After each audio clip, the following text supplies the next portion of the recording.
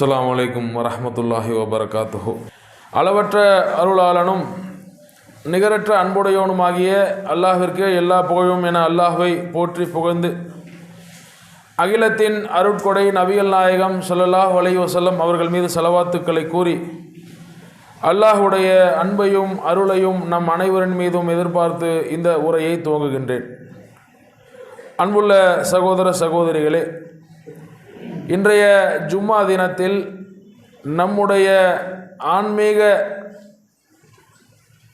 விழிப்புணர்வுக்காக அல்லாஹ்வின் மீது நாம் கொண்டிருக்கக்கூடிய பற்றை அதிகப்படுத்தி கொள்வதற்காக குர்ஆனுடைய ஆராஃப் சூராவிலிருந்து 175வது வசனத்தின் விளக்கத்தை நாம் பார்க்கவிருக்கின்றோம். அந்த வசனத்தை முதலில் நான் இப்போது ஓதி காட்டி இன்ஷா அல்லாஹ் அதனுடைய விளக்கத்தை நாம் பெறவிருக்கின்றோம். வத்துலு அலைஹிம் நப அல்லதி ஆத்தைனாஹு ஆயாத்தினா ஃபன்சலஹ மின்ஹா ஃபத்பஅஹு ஷைத்தானு ஃபகான மினல் காவீன் என்று அல்லாஹ் தன்னுடைய திருமறையின் 7வது சூரா ஆராஃப் சூராவில் ஒரு அழகிய செய்தியை சொல்லி காட்டுகிறான். இந்த வசனத்தினுடைய ஒவ்வொரு வார்த்தையும் நல்ல கவனமாக சிந்திக்க வேண்டிய வார்த்தைகள். அதில் வத்துலு அலைஹிம் நப அல்லதி, முஹம்மதே அவர்களுக்குன்னு சொன்னால் எந்த மக்களை நபிகள் நாயகம் சந்தித்தாரோ அவர்களுக்கு நீங்கள் சொல்லுங்கள். என்ன சொல்லுங்கள்? நப அல்லதி, ஒருவனை பற்றிய செய்தியை சொல்லுங்கள் என்று அல்லாஹ் சொல்கிறான். இங்கே முஹம்மதேன்னு நான் சொன்னேன் இல்லையா, அது குர்ஆனில் இல்லை, பிராக்கெட்டில் இருக்கும். அது ஏன் அப்படின்னா, நபிகள் நாயகத்தை பார்த்து அல்லாஹ் நேரடியாக பேசக்கூடிய வசனங்கள் வரும்போது இது நபிகள் நாயகம்தான் சொல்ல வேண்டும் என்ற கட்டளையை அதுக்குள்ளே இருக்கிறனால பிராக்கெட்டில் முஹம்மதேன்னு போடுவாங்க.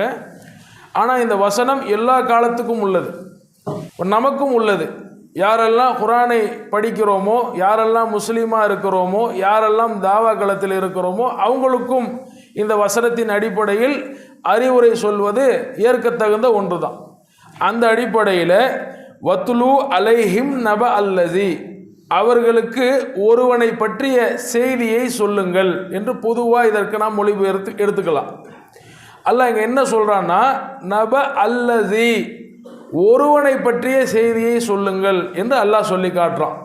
நல்லா கவனிக்கணும். ஒருவனை பற்றிய செய்தின்னா யார் அந்த ஒருவன் என்ற கேள்வி எழுமா இல்லையா? யார் அது? யாரையோ அல்லாஹ்வுடைய தூதர் பார்த்திருக்கிறார்கள், அவன் ஏதோ செய்திருக்கின்றான், அவனை பற்றி அல்லாஹ் பிற மக்களுக்கு அறிவுரை சொல்கின்றான். அந்த ஒருவன் யார் இன்றைக்கு வரைக்கும் நமக்கு தெரியாது. ஆனால் ரசூலுல்லாஹ் காலத்தில் நடந்த ஒரு நிகழ்வின் பின்னணியில் தான் இந்த செய்தி இறக்கப்பட்டிருக்கிறது. அந்த பெயர் சொல்லாமல் அல்லாஹ் விட்டிருக்கிறானா இல்லையா? அந்த அடிப்படையில் நம்ம என்ன புரிஞ்சுக்கணும்னா, அந்த ஒருவன் நாம இருந்துருவோமோ, நாம இருக்கலாமோ என்று நம்மை நாமே சிந்தித்து கொள்ள வேண்டும். குர்ஆன் அப்படிதான். குர்ஆனை பொறுத்த வரைக்கும் அது ஒரு குறிப்பிட்ட காலத்தில் உள்ள மக்களுக்கு அல்லாஹ் தஆலா வழங்கினான். ஆனால் அதை மனிதர்களுக்கு மாற்றிட்டான். வமா அர்சல்னாக இல்லா ரஹமத்தல் லில் ஆலமீன், அல்லாஹ்வுடைய தூதர் அகிலத்தில் உள்ள அனைவருக்கும் ரஹமத்தாக ஆக்கியிருக்கிறான். இப்போ அகிலத்தில் உள்ளவங்கன்னா நாம் எல்லாம் வந்துடுவோம். இப்போ இந்த வசனத்தின் அடிப்படையில் இந்த செய்தி நம்மை பார்த்து பேசுகிறதா என்றும் நாம் கேள்வி கேட்டுக்கொள்ள வேண்டும். அந்த செய்தி என்ன? ஆத்தைனாஹு ஆயாத்தினா, நாம் அவனுக்கு நம்முடைய வசனங்களை வழங்கி இருந்தோம். அல்லாஹ் என்ன சொல்கிறான்னா, முஹம்மதே அந்த மக்களுக்கு ஒருவனை பற்றிய செய்தியை சொல்லுங்கள். அந்த ஒருவனுக்கு, அந்த ஒரு மனிதனுக்கு ஆத்தைனாஹு ஆயாத்தினா, நமது வசனங்களை வழங்கி இருந்தோம் என்று அல்லாஹ் சொல்கிறான். ஆயாத்தினா என்று அல்லாஹ் சொல்கிறானே, இந்த ஆயாத்தினா என்ற இந்த வார்த்தை என்பது ஒரு வசனத்தை குறிக்கக்கூடிய சொல்லல்ல. ஆயத் அப்படின்னு சொன்னால் ஒரு வசனம், ஆயாத் அப்படின்னு சொன்னால் பல வசனங்கள். அப்போ அல்லாஹ் ஒருவனுக்கு பல வசனங்களை கொடுத்திருக்கின்றான். ஆயத் என்ற வார்த்தை, ஆயாத் என்ற வார்த்தைக்கு வசனம் என்ற பொருள் இருக்கக்கூடிய அதே மாதிரி ஆயாத் அப்படின்னா அத்தாட்சின்னு அர்த்தம் இருக்கு, சாட்சிகள்னு அர்த்தம் இருக்கு, விளக்கங்கள்னு அர்த்தம் இருக்கு ஆயாத்துக்கு. அப்போ இங்கே நீங்கள் வசனங்கள் என்றும் மொழிபெயர்த்து கொள்ளலாம், அல்லாஹுடைய அத்தாட்சிகள் என்றும் மொழிபெயர்த்து கொள்ளலாம். இப்போ எப்படி மொழிபெயர்த்தாலும் இதற்கு பிந்தி வரக்கூடிய கருத்து தான் ரொம்ப கவனிக்க வேண்டியது. அதிலே நாம் இருந்துவிடக்கூடாது என்று அல்லாஹ் நமக்கு புரிய வைப்பதற்காக சொன்ன வசனங்களில் ஒரு வசனம். அதனால் நல்ல கவனமாக கேளுங்க. வத்துலு அலைஹிம் நப அல்லதி, அவர்களுக்கு ஒருவனை பற்றிய செய்தியை சொல்லுங்கள். ஆத்தைனாஹு ஆயாத்தினா, அவனுக்கு நமது சான்றுகளை வழங்கி இருந்தோம். ஆயாத்தினான்னு சொன்னால் அதிகப்படியான வசனங்களை வழங்கி இருந்தோம். அவன் போதும், இது எனக்கு புரிந்து விட்டது என்று சொல்லக்கூடிய அளவிற்கு நாம் அவனுக்கு சான்றுகளை வழங்கி இருந்தோம். ஃபன் சலஹ மின்ஹா, ஆனால் அவன் என்ன செய்தான், அதிலிருந்து நழுவி கொண்டான். ஃபஅத்பஅஹு ஷைத்தான், அவனை ஷைத்தான் பின்தொடர்ந்தான். வக்கான மினல் காவீன், அவன் வழிகட்டவனாக ஆகிவிட்டான் என்று அல்லாஹ் முடித்து விடுகிறான். ஒரே வசனம் தான், ஒரே வசனத்தில் அல்லாஹ் தஆலா ஒவ்வொருவருக்கும் செய்தியை சொல்கின்றான். என்னன்னா, எல்லோருக்கும் விருப்பமானது என்னன்னு கேட்டால் அல்லாஹுடைய நேர்வழியில் நாம் இருக்கணும். அதானே இஹ்தினஸ் சிராத்தல் முஸ்தகீம். இதை யாராவது விரும்பாத முஸ்லீம்கள் இருப்போமா? யாராவது ஒரு முஸ்லீமை போதக்காரன்ட்ட கேட்டால் கூட சீதரசனம் வச்சுறா சொல்லுவானா இல்லையா? போதக்காரனாக இருந்தாலும் கையில் தம்மு வச்சுக்கிட்டு புகை விட்டுக்கிட்டு இருந்தாலும் இஹ்தினஸ் சிராத்தல் முஸ்தகீம் அவனுக்கு விருப்பத்திற்குரிய ஒன்றாக இருக்கு. அந்த இஹ்தினஸ் சிராத்தல் முஸ்தகீம் அது எப்படிப்பட்ட ஒன்றாக இருக்குன்னா, அது எங்கோ விலைக்கு வாங்கிவிடக்கூடிய ஒன்றா இல்லை. இம்மா ஏத்தி என்னக்கும் மின்னி ஹுதன், என்னிடமிருந்து உங்களுக்கு நேர் வழி வரும்.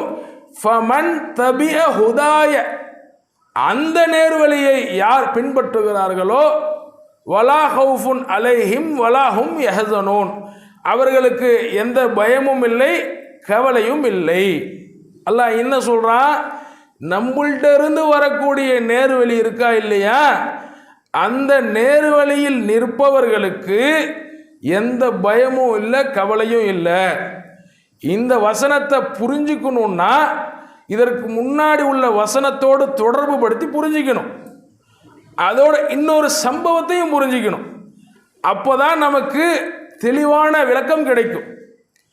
ஆதம் அலைஹிஸ்ஸலாமை அல்லாஹ் ரப்பல் ஆலமீன் சொர்க்கத்துக்குள்ள அனுப்பிச்சானா இல்லையா? எப்போ அனுப்பிச்சான்?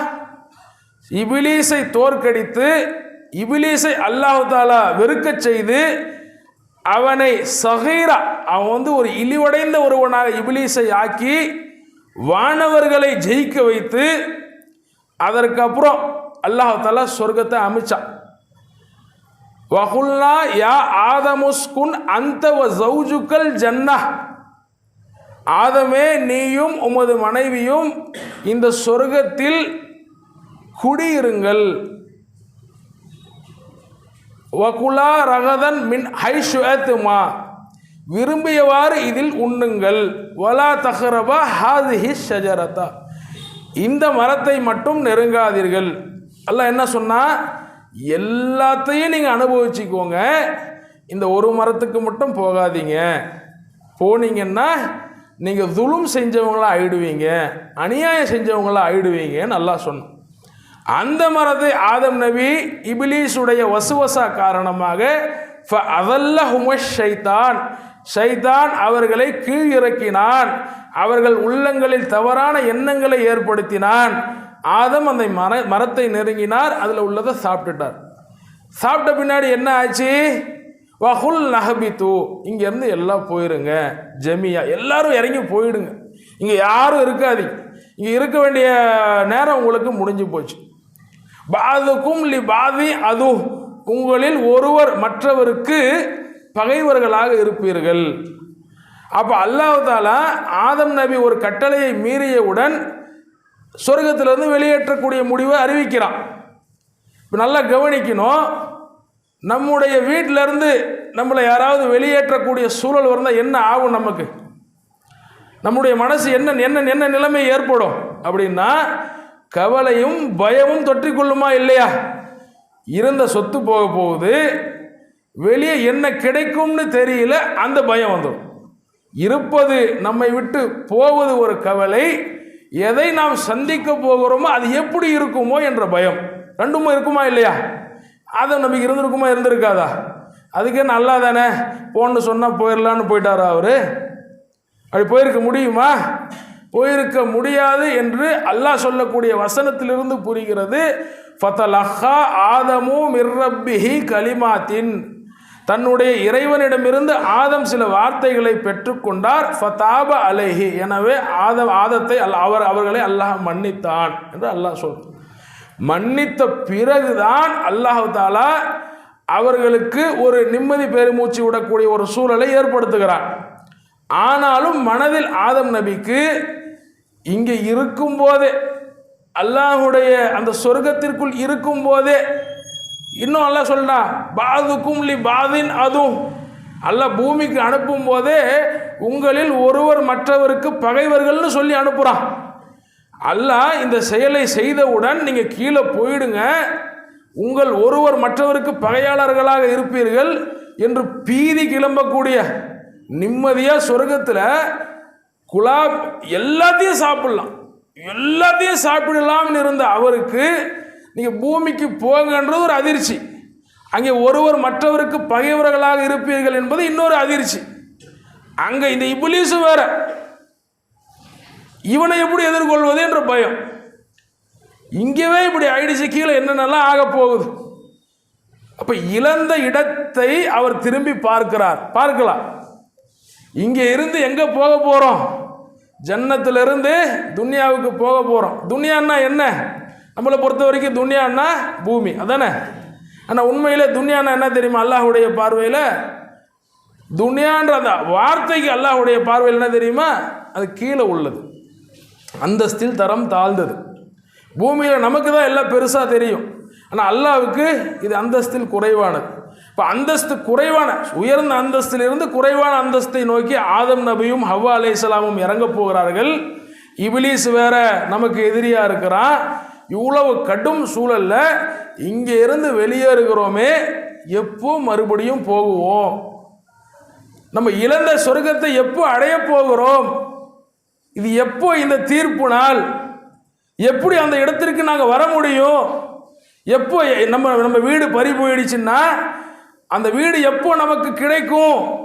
காவல்துறையை அணுகி வழக்கு போடலாமா என்று நாம் ஏங்குவோமா இல்லையா? பூர்வீக உரிமைகள் கொண்ட அந்த பத்திரங்களை ஒன்று திரட்டி நாம் சட்ட ரீதியாக எதிர்கொள்ளலாமா?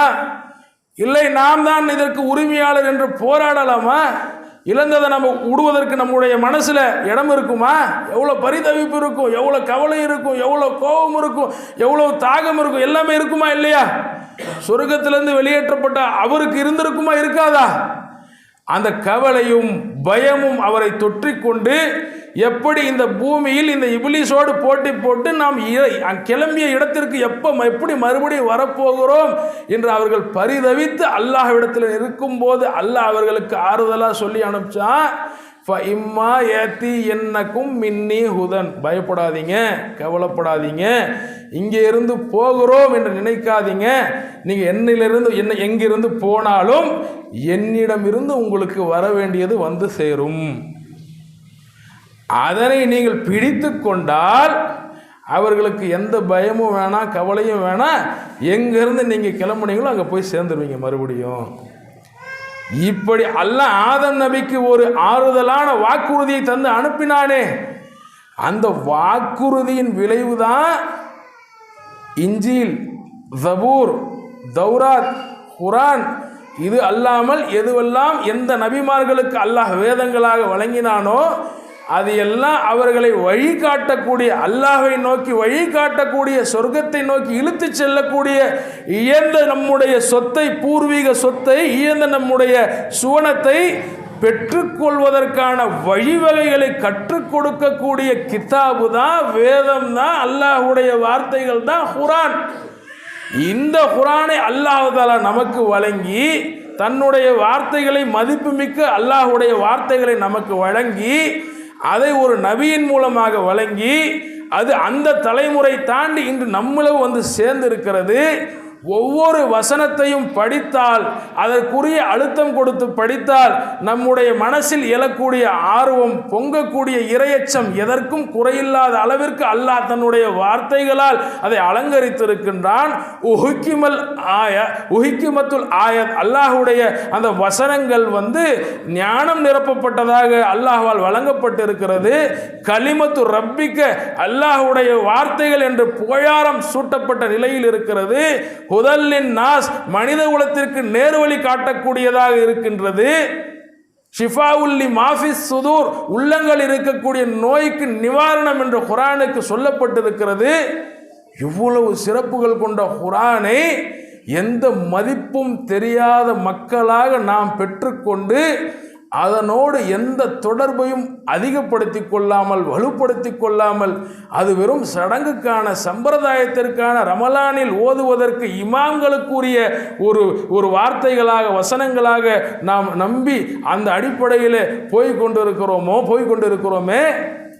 நம்ம இந்த வசனத்திற்கு சொந்தக்காரர்களாக ஆகுவோமா, ஆக மாட்டோமா? ஃபன்சலஹ மின்ஹா, அதிலிருந்து அவன் நழுவிக்கொண்டான்.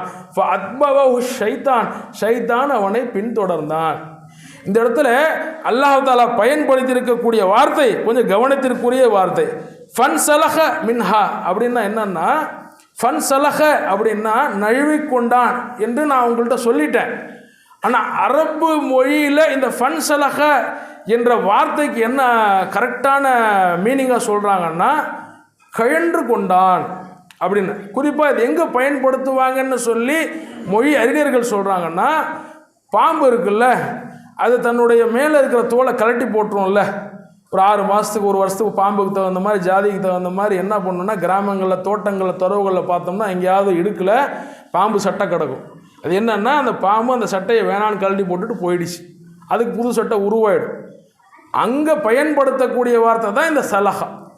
ஃபன்சலஹ மின்ஹான்னு அல்லாஹ் சொல்கிறானே, அது என்ன அர்த்தம்னா, நாம் அவனுக்கு சான்றுகளை, வசனங்களை, போதும் இது அல்லாஹ்வுடைய மார்க்கம், அல்லாஹ்விடம் நாம் மறுபடியும் சந்திக்கவிருக்கின்றோம் என்ற விவரங்கள் போதுமான அளவுக்கு அல்லாஹ் தந்த ஒருவன் அதை பெற்றுக்கொண்ட பிறகு அது வேணான்னு தன்னை கலட்டிக்கிறான், அதுலேருந்து நவுந்துக்கிறான்.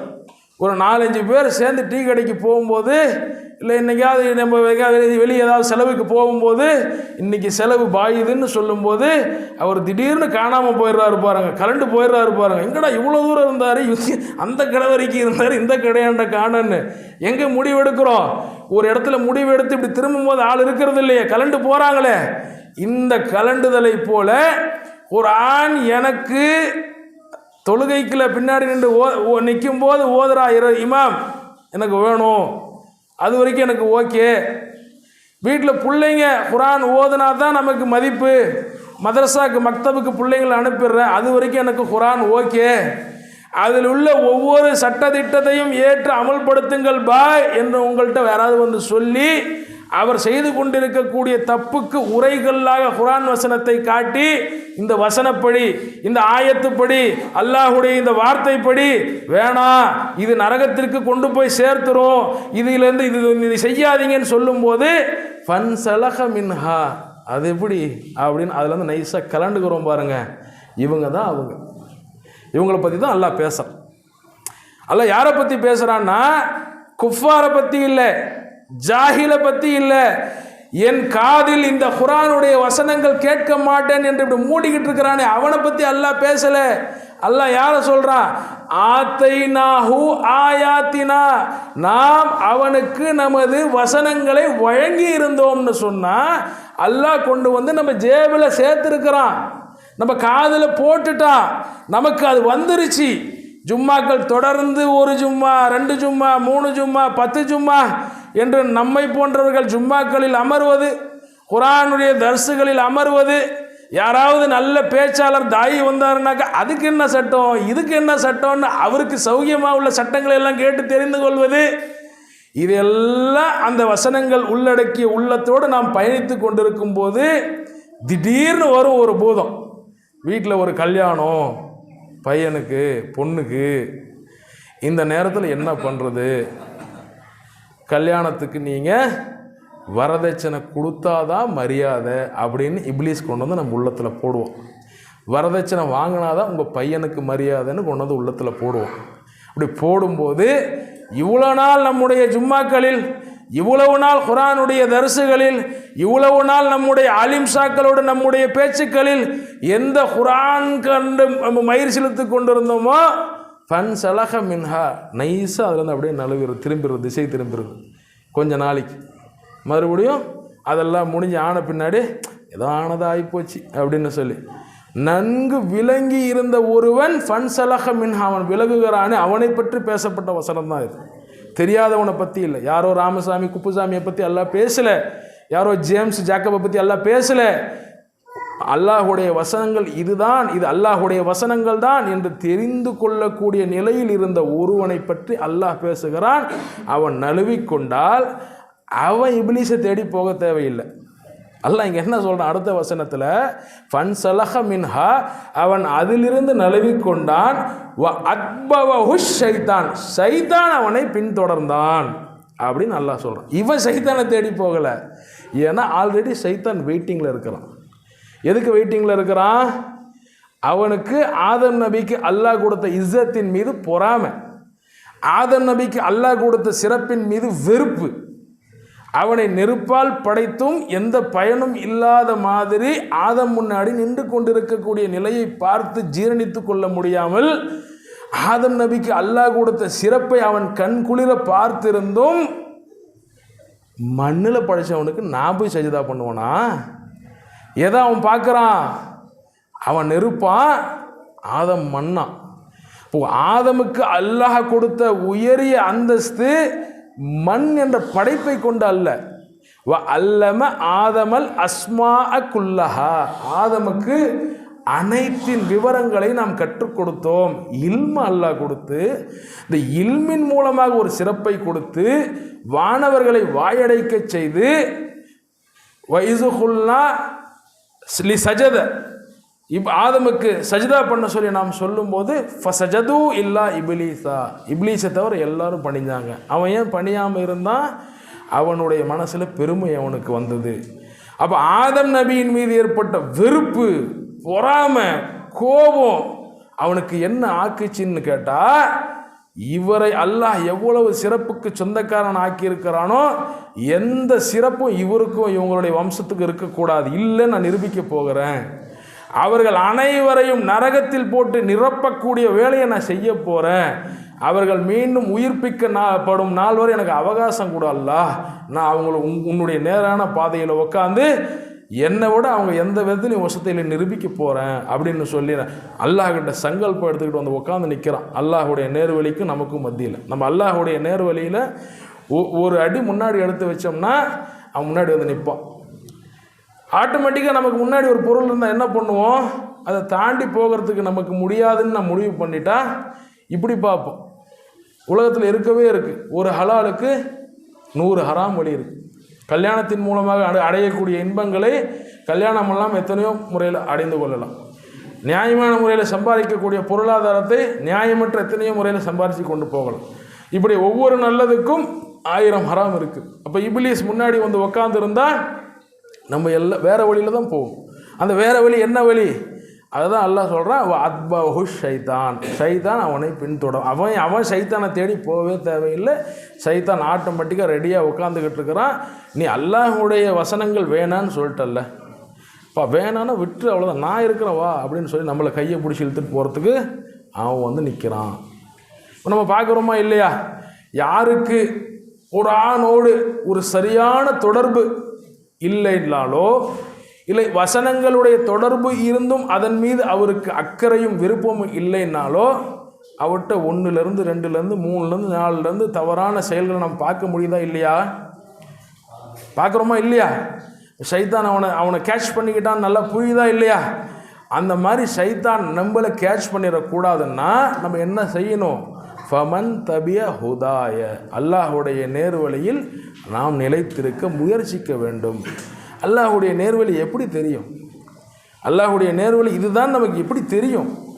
ஒரு அரை மணி நேரத்தில் உங்கள்கிட்ட வந்து உரையாற்றக்கூடிய பேச்சாளருடைய உரையில் தெரிஞ்சிருமா?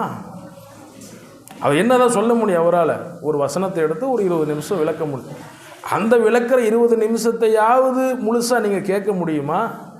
எவ்வளவு சிந்தனைகள் இந்த அரை மணி நேரத்திற்குள்ளே வெளியே போய் உள்ளே வந்துருக்கும். வெளியே போய் உள்ளே வரும், வெளியே போய் உள்ளே வரும். கடையில் என்னாச்சு, வீட்டில் என்னாச்சு, நேற்று என்னாச்சு, முந்தா நேற்று என்னாச்சு, இவ்வளோ கேப்பில் இவ்வளோ இடைஞ்சலுக்கு மத்தியில் வந்து நம்ம உட்காந்து உரை கேட்டாலும் கூட அதிலும் அந்த உரையை கேட்பதற்கு துவக்கத்துலேருந்து வர்றவங்க இருக்கிறாங்களா? 5 நிமிஷம் கடந்து 10 நிமிஷம் கடந்து சிலர் கடைசி 5 நிமிஷத்தில் வந்து இதுவே காலம் முழுவதும் நடைமுறைப்படுத்தி கொள்ளக்கூடிய முஸ்லீம்கள் இவ்வளவும் அக்கறை இல்லாமல் குர்ஆன் விஷயத்தில் இருந்து கொண்டு நம்மளுடைய மனசில் நம்மளே ஆசுவாசப்படுத்திக்கிறோம். நம்ம நேர்வழியில் இருக்கிறோம். நேர்வழி இதுதான் அல்லாஹ் குர்ஆனில் சொன்னானே. அந்த குர்ஆனில் அல்லாஹ் தஆலா நபிகள் நாயகத்துக்கு கொடுத்துக்கிட்டு அந்த நபிகள் நாயகத்துக்கு அல்லாஹ் சொன்னால் வேதம் என்றால் என்னன்னு உமக்கே தெரியாமல் இருந்துச்சு முகமதே. நேர்வழின்னா என்னன்னு உங்களுக்கே தெரியாது. நாம் தான் நம்முடைய அருள் காரணமாக உங்களுக்கு வழங்கி இருக்கிறோம் அப்படின்னு அல்லாஹ் சொல்கிறோம். முகமது நபி ஸல்லல்லாஹு அலைஹி வஸல்லம் என்று அவரை பற்றி சொல்லும்போது நம்முடைய உள்ளத்தால் அவருக்கு துஆ செய்கிறோமே, அவருக்கு ஒரு சிறப்பு இருப்பதாக உணர்கிறோமே, அந்த சிறப்பு அவருக்கு வந்தது முஹம்மது என்பதாலா, முஹம்மதுர் ரசூலுல்லா என்பதாலா? அவர் முஹம்மதுர் ரசூலுல்லாவாக ஆக்கப்பட்டது எப்படி? குர்ஆனை அல்லாஹ் அவருக்கு வழங்கித்தான். அந்த குர்ஆனை அல்லாஹ் அவருக்கு வழங்கி அந்த குர்ஆனை அவருடைய மனசில் நிலைநிறுத்தி அந்த குர்ஆனை தன்னுடைய வாழ்க்கையாக அவர் ஆக்கி கொண்டு தன்னுடைய 23 ஆண்டுகால பயணத்தை நெருப்பு கடலில் நீந்தி கொண்டு தன்னுடைய தோழர்களோடு கடைசி வரை தன்னுடைய கொள்கையில் எந்த சமரசமும் செய்து கொள்ளாமல், எதிர்ப்புகளுக்கு அஞ்சாமல், ஆசை வார்த்தைகளுக்கு அஞ்சாமல் இந்த வஹியை, அல்லாஹ்வுடைய வஹியை, அருளை காப்பாற்றி அடுத்த தலைமுறைக்கு தந்துவிட்டு போனாரே, அந்த ஒரு காரணத்துக்காகத்தான் அவரை நாம் மதிக்கக்கூடிய அந்தஸ்தை அல்லாஹ் தஆலா தந்திருக்கிறான்.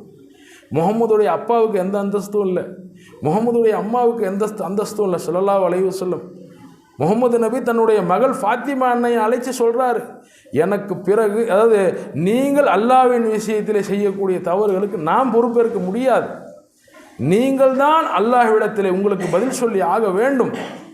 இவ்வளவு தூரம் குர்ஆனை அல்லாஹ் தஆலா முஹம்மது நபி ஸல்லல்லாஹு அலைஹி வஸல்லம் அவங்களுக்கு வழங்கி அதை ஒரு சிறப்புமிக்க ஒன்றாக நம்முடைய கரங்களில் தவள செய்திருக்கின்றான். அதை கொண்டு நேர்வழி அடைந்து அதோடு நம்முடைய தொடர்பை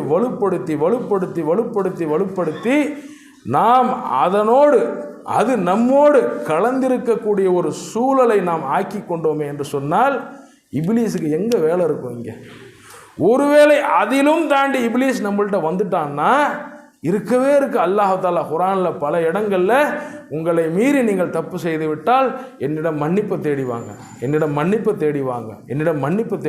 நான் மன்னிப்பவனாக இருக்கிறேன்னு சொல்கிறானே. இப்போ நேர்வழியிலையும் இருப்போம், நேர்வழியில் இருந்து தவறினால் மன்னிப்பை நோக்கியும் நாம் நகருவோம். இப்படி நம்முடைய வாழ்வில் அல்லாஹோடு நாம் பிணைந்து கொள்ளக்கூடிய, அல்லாஹோடு நம்முடைய இருக்கிற தக்வாவை வலுப்படுத்தி கொள்ளக்கூடிய ஒன்று இந்த உலகத்தில் இருக்குன்னா வஅத்தஸிமு பிஹப்லில்லாஹி ஜமீஆ, அல்லாஹுடைய கயிறை பற்றி பிடித்து கொள்ளுங்கள் அல்லாஹ் சொல்கிறானே. அந்த அல்லாஹுடைய கயிறு குர்ஆன் தான். இந்த குர்ஆனை பற்றி பிடித்துக்கிட்டோம்னா, பற்றி பிடித்து கொண்டு அதில் உள்ளதை நாம் சிந்தித்து அதில் உள்ளதை நாம் நடைமுறைப்படுத்துவதற்கான நம்முடைய முழு முயற்சி மேற்கொண்டோம்னா இப்லீஸ் நம்மள்ட்ட வரவே மாட்டான், ஓடி போயிடுவோம், எங்கேயாவது ஓடி போயிடுவோம், வேற ஆளை தேடிட்டு போயிடுவோம், நம்மள்ட்ட வரமாட்டான். எனவே குர்ஆனோடு நம்முடைய தொடர்பை வலுப்படுத்தி கொண்டு நம்முடைய ஆன்மீகத்தை நாம் அதிகப்படுத்தி கொள்ள வேண்டும். அடுத்து ஒரு மிக முக்கியமான விஷயம், குர்ஆனை நம்முடைய அணுகுமுறையில் நாம் எப்படி ஆக்கிக்கொள்ள வேண்டும் என்பதை பற்றி அல்லாஹ் சொல்லும்போது, இன்ன ஃபீ ஸாலிக லஸிக்ரா, நிச்சயமாக இதில் அறிவுரைகள் அடங்கி இருக்கிறது, இதில் பலன்கள் சேரக்கூடிய விதத்தில் நாம் ஆக்கி இருக்கிறோம். யாருக்கு? லிமன் கான லஹு ஹல்புன், யாருக்கு உள்ளம் இருக்கிறதோ, அல் ஹசம் வஹுவ ஷஹீத், யார் கவனமாக செவியுறுகிறாரோ அவர்களுக்கு இதில் படிப்பினை இருக்குதுன்னு அல்லாஹ் சொல்கிறோம். குர்ஆன் என்பது எல்லோருக்கும் பலன் தரக்கூடிய ஒன்று ஆயிடாது. அந்த குர்ஆனை அவர்கள் உள தூய்மையோடு அணுக வேண்டும், கவனமாக கேட்க வேண்டும். ரெண்டு பண்பையும் நம்மள்ட்ட நம்ம வளர்த்துக்கிட்டோம்னா குர்ஆன் விஷயத்தில் கண்டிப்பாக நமக்கு இதில் அறிவுரை இருக்குது. அந்த அறிவுரை நமக்கு பலன் தரும். அதனால் நம்முடைய மறுமை பயணம், நம்முடைய ஆன்மீக பயணம் ஒளி உள்ளதாக ஆகும். அல்லாஹ் தஆலா நமக்கு குர்ஆனோடு கலந்திருக்கக்கூடிய வாய்ப்பை தந்தருள் புரிவானாக. அஸ்ஸலாமு அலைக்கும் வரஹ்மத்துல்லாஹ்.